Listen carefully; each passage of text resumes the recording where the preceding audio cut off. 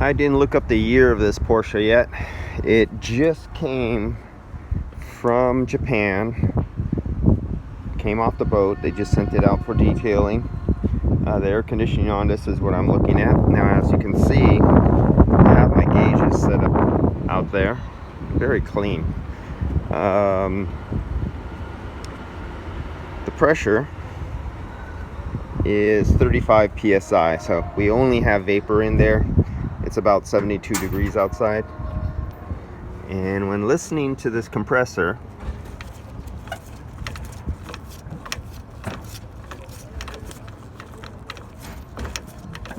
they got a little play in their backlash and on the swash plate. I hear a little something. Haven't started it up yet. So just my first initial.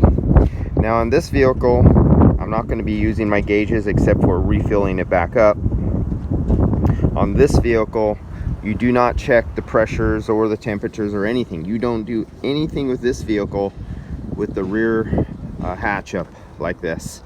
You will get totally wrong readings. You won't even be in the ballpark. You won't even be close.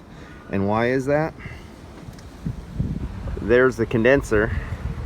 Where's the fan to move air over the condenser?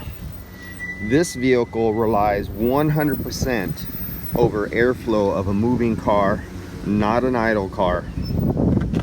Now at an idle, it can get some airflow, but not with the hatch up.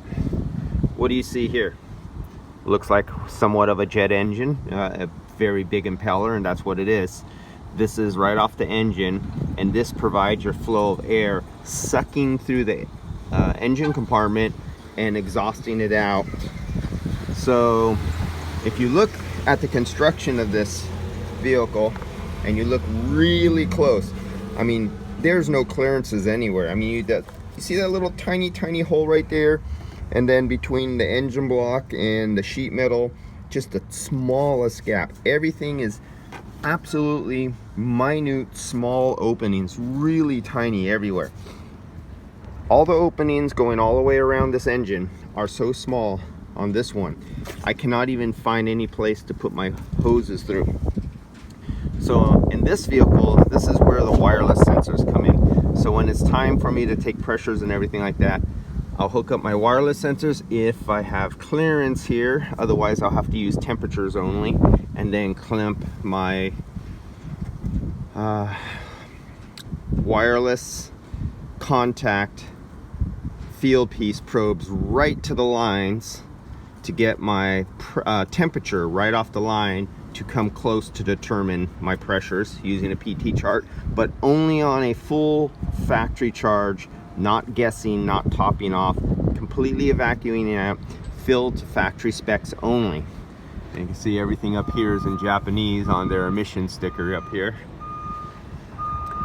And yeah, that's how you tackle this beast. You tackle this beast with the engine hood closed, and you rely on this fan creating a suction in this area because it's so well sealed. It literally makes a negative pressure in this area, draws air into the condenser coil only with the back hatch closed only.